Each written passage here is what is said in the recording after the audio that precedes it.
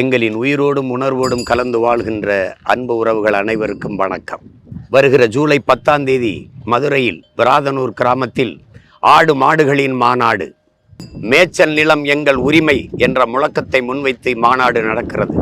பேசும் திறனற்ற உயிர்களுக்காக பேசுவோம், அவர்கள் உரிமைக்காக பேசுவோம். ஆடும் மாடும் நம் செல்வங்கள், கேடில் விழிச்செல்வம் கல்வி ஒருவருக்கு மாடல்ல மற்ற எவை என்று நமது வள்ளுவ பெருமகனார் தந்தருளிய மறைமொழியில் கல்விதான் மானுடனுக்கு செல்வம், ஆனால் மாடும் நம் செல்வங்கள் என்பதை வலியுறுத்தி பாடுகிறார். அந்த நம் செல்வங்களை பாதுகாக்க நாம் எல்லோரும் மதுரையில் கூடுவோம்.